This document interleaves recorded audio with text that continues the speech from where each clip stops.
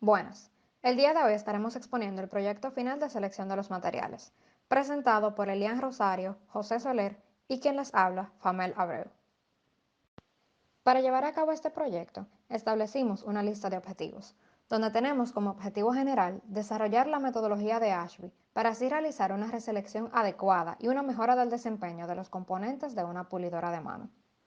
Dentro de nuestros objetivos específicos, tenemos definir los atributos negociables y no negociables del objeto, utilizar la base de datos de CES EduPac Granta para así realizar un filtrado de los posibles materiales que cumplan con los requisitos definidos, rankear y documentar los materiales que mejor se desempeñen de acuerdo a estos requisitos y documentar la información de los mismos, así como también analizar la huella de carbono del material mediante la utilización de la herramienta del EcoAudit del CES EduPac Granta. Como mencioné anteriormente en nuestro objetivo general, estamos buscando mejorar el desempeño de los componentes de una pulidora de mano. Es por esto que debemos identificar la necesidad, ver cómo y por qué surgen las pulidoras de mano. Alrededor de la década de los 90, los automóviles eran rociados con una pintura todo en uno y una capa transparente. Debido a esto, la mezcla era demasiado pesada y este tipo de pintura resultaba ser entonces muy densa. Al ser esta pintura de una sola etapa, o más espesa, esta requería máquinas que pudieran cortar mucho más rápido y más profundo. Así, se le dio origen a las primeras pulidoras de uso profesional, las pulidoras rotativas. Pero entonces, ¿qué es una pulidora de mano? Una pulidora de mano es una herramienta eléctrica cuya versatilidad es muy importante para pulir salientes o bordes, así como también redondear ángulos o cortar metales. Es por esta razón que la industria las requiere de una manera permanente, debido a que existen varios procesos en los que se involucra el bruñido, el afilado o el bordeado de superficies, y en estas se hace uso de las pulidoras de mano. Anteriormente, cuando hablaba de la necesidad, mencioné que en la década de los 90 se le dio origen a las primeras pulidoras de uso profesional y que estas eran las rotativas, pero más adelante se introdujeron al mundo las pulidoras orbitales. La diferencia entre estas dos pulidoras está determinada por el modo de giro del disco y es el que le da el nombre a cada máquina. Podemos ver que en la pulidora rotativa el disco rota en una órbita constante y se mide en RPM, es decir, en revoluciones por minuto, mientras que la pulidora orbital el disco oscila en variantes de órbitas elípticas y este se mide en OPM, oscilaciones por minuto. Entonces, ¿cuál es la función de una pulidora de mano? La función de la pulidora de mano depende de su tipo, como acabo de mencionar. Sin embargo, las pulidoras, de manera general, sirven para trabajar en metal, concreto, cerámica, piedra y hasta en madera. Por eso, dependiendo del trabajo que se quiera hacer, es el disco que se debe usar. Aquí tenemos algunas partes de una pulidora de mano. Estos fueron los tres componentes que elegimos y es a los que les estaremos haciendo un análisis mediante la metodología de Ashby. Como pueden ver, tenemos la guarda de protección, el mango y el disco. Al llevar a cabo una selección de material, es importante que como ingenieros no solo nos percatemos de que el material cumple con el funcionamiento que se requiere, sino también de que el mismo sea rentable y no produzca daños en el medio ambiente. Es por esto que además de estar desarrollando la metodología de Ashby con sus 4 etapas, traducción, filtrado, ranqueo y documentación, estaremos efectuando un eco-audit que nos brinda el software de CES EduPac Granta y nos permitirá hacer un análisis minucioso de la huella de carbono de cada material. La traducción es la primera etapa de la metodología de Ashby. Aquí se explican y se describen las funciones y los requerimientos, tanto fijos como variables, del material. En este caso, como tenemos 3 componentes, se hará una descripción detallada de cada uno. Como objetivos para la selección de nuestros 3 materiales, tenemos minimizar los costos, disminuir su impacto ambiental y mejorar su rendimiento. Primero, estaremos observando la guarda de protección y su función. Este tipo de guarda es móvil, lo que indica que se puede mover, pero se mantiene aferrada a la máquina a través de bisagras y soportes. La misma envuelve de una manera parcial el disco de la pulidora, permitiendo así que el operario trabaje las piezas sin lesionarse. Dentro de los requerimientos de la guarda de protección, tenemos como no negociables su moldeabilidad, su resistencia al impacto, su rigidez y su ligereza, mientras que como un requerimiento negociable tenemos la transparencia. A continuación, estaremos observando el mango de la pulidora de mano. Normalmente las pulidoras de mano poseen 2 mangos. Esto es para que así la pulidora pueda ser agarrada de una manera adecuada. Uno de estos mangos se encuentra siempre en la parte posterior y sirve de soporte, y el otro se encuentra en el costado, el cual se utiliza para dirigir la herramienta. En este caso, estamos trabajando con el que se encuentra en el costado, puesto que este permite dirigir los movimientos de la pulidora. Dentro de los requerimientos del mango, tenemos los negociables, que son el precio, la transparencia, el diseño y el nivel de CO2, y los no negociables, la conductividad, la electricidad, la ligereza, la dureza y la durabilidad. Aquí podemos apreciar el disco de la pulidora de mano, que como dato importante tenemos que existen muchos diferentes tipos de discos y es por esto que estos tienen unas funciones muy distintas. Existe una gran variedad de discos y hay algunos que están especialmente diseñados para funciones de corte y de desbaste, así como también para funciones de afilado, lijado, pulido, eliminación de restos de soldadura, entre otras cosas. Dentro de los requerimientos del disco podemos ver los negociables, que está el diseño, la transparencia y la ergonomía, y los no negociables, la intercambiabilidad, la dureza, la tenacidad, la moldeabilidad y la temperatura. Ahora pasaremos a la siguiente etapa de la metodología de Ashby. Pasemos ahora a la segunda etapa del proceso Ashby, el filtrado, en la cual se estarán utilizando los requisitos planteados en el paso anterior para limitar la selección del material y eliminar a aquellos que no cumplan con dichos requerimientos. Para ello se estará usando el software Granta y algunas de sus herramientas que facilitarán este trabajo, como son Tree y Limit. Al igual que la traducción, el filtrado será elaborado detalladamente para cada parte de la herramienta seleccionada, es decir, la pulidora de mano. Empezando por la guarda de protección, en el que se tomaron los índices de tenacidad, módulo de flexión y densidad para llevar a cabo el filtrado, siendo aquellos que representan los requisitos planteados necesarios para el funcionamiento del material.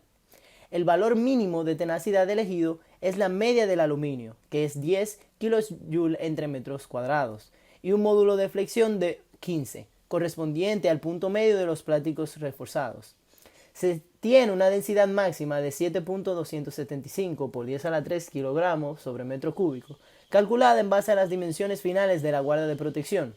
Y en cuanto a las propiedades de impacto ambiental, se buscó que el material pueda ser reutilizable al final de su vida útil. Y por último, se realiza un filtrado por el proceso de manufactura elegido, el cual se hizo obviamente tomando en cuenta la forma requerida por el diseño.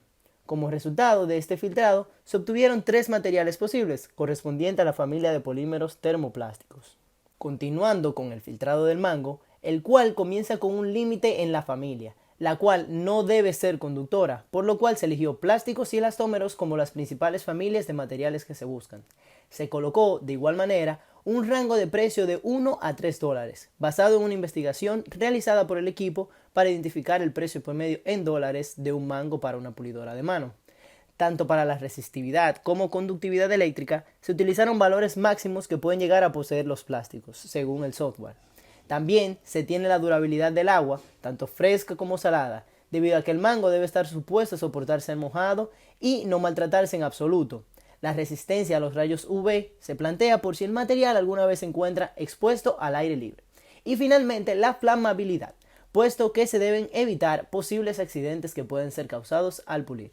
Y por último, se toma en cuenta entonces el impacto positivo en el medio ambiente, por lo que se busca que sea reciclable, infrarreciclable o que en su lugar pueda su combustión ser utilizada para la obtención de energía. Se finaliza así con un resultado de 3 materiales, polímeros termoplásticos, uno semicristalino y 2 amorfos.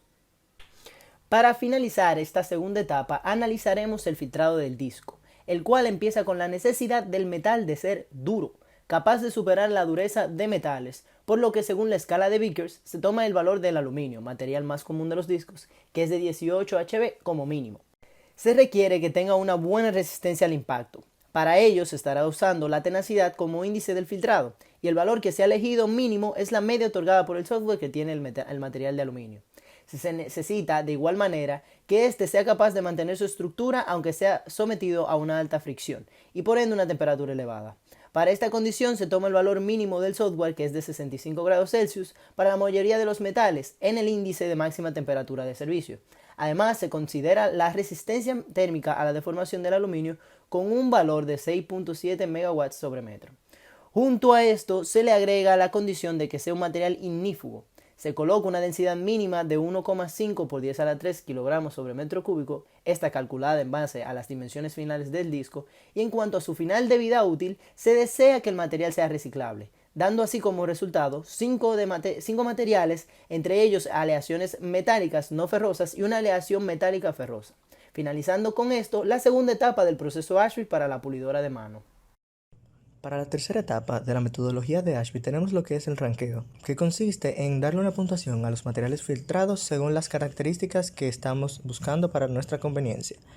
La guarda de protección. Tenemos dos gráficos donde se compara el precio y el módulo de flexión de cada uno, con las posiciones que se ven en pantalla. Se presenta la tenacidad de los materiales de la guarda de protección, con las posiciones que se ven en pantalla.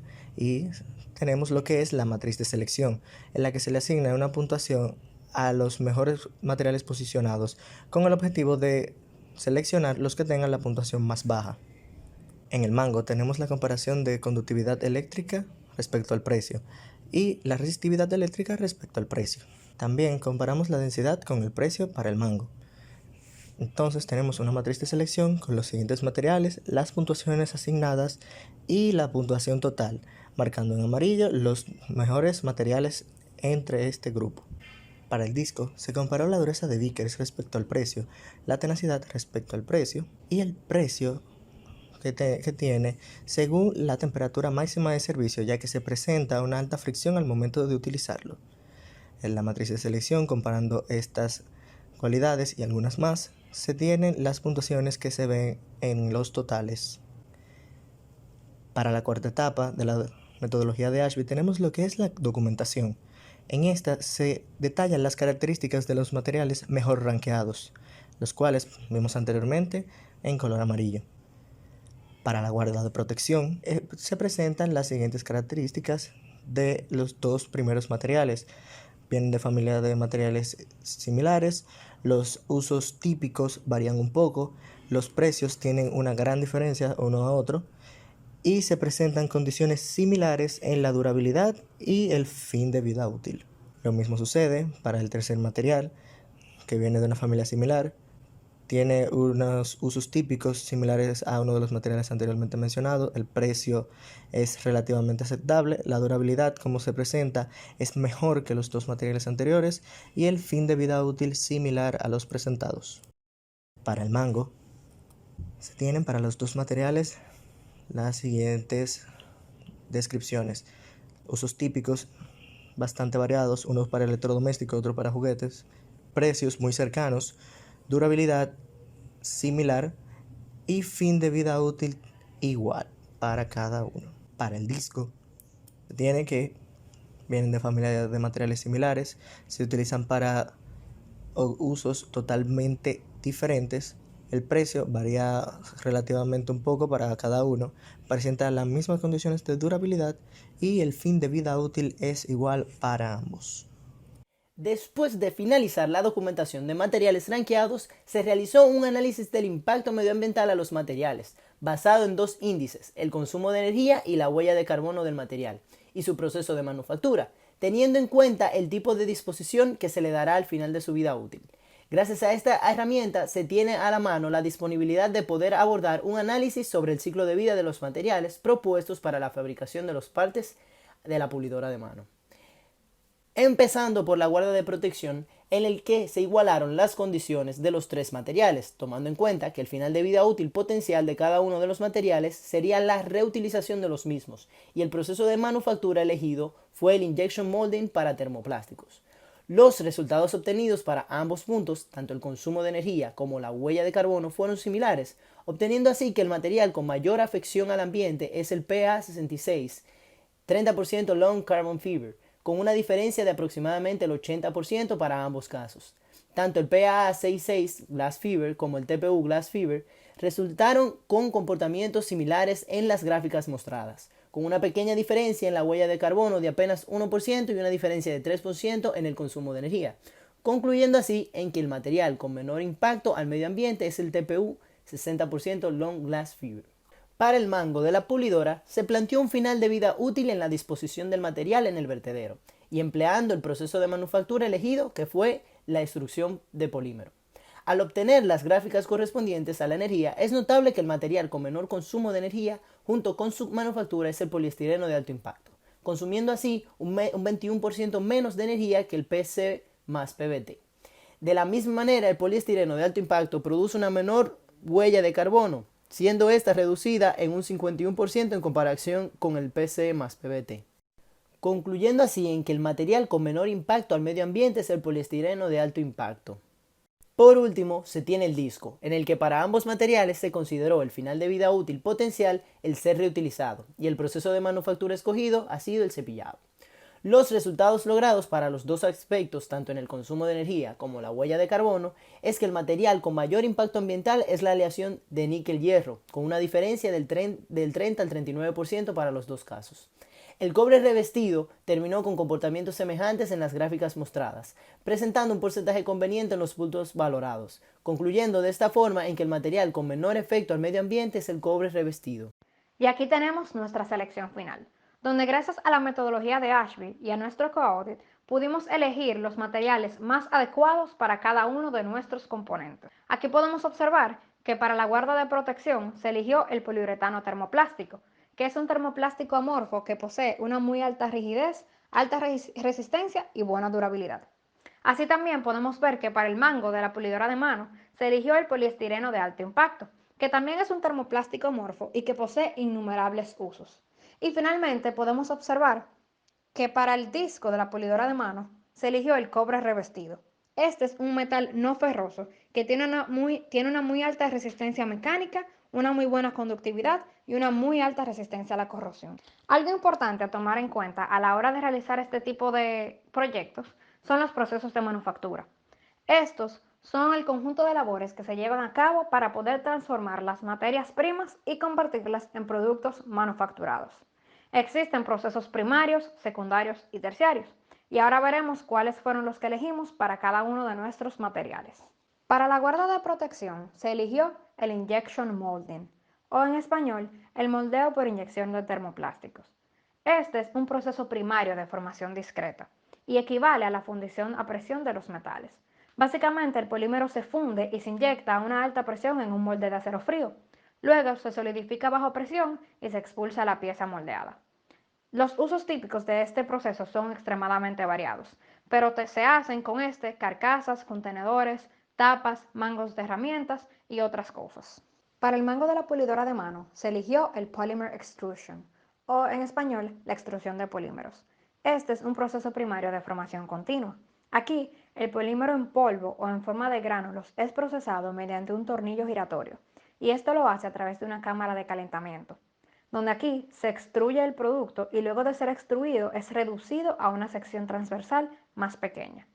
Con este tipo de procesos se hacen varillas, tuberías, marcos de ventanas, sellos, entre otras cosas. Finalmente, como proceso de manufactura del disco, se eligió el Planning, Shaping, Slotting, que es un proceso secundario de formación discreta y también es un proceso de mecanizado. En español se conoce como el cepillado, modelado y ranurado. El cepillado es un proceso, como dije, de mecanizado y este se utiliza para eliminar metal de superficies en planos horizontales, verticales o angulares. Aunque el cepillado se usa de una manera más amplia para producir superficies planas, también puede ser usado para producir ranuras profundas o helicoidales. El modelado y el ranurado son procesos de mecanizado que eliminan el metal de las superficies con una herramienta en un solo punto montada en un pistón alternativo. Dentro de los usos típicos que podemos ver para este proceso, tenemos que el cepillado y el modelado compiten con el fresado, como herramientas para crear superficies mecanizadas, planas y superficies con características prismáticas. Aquí presentamos nuestras referencias bibliográficas. Muchísimas gracias por su atención.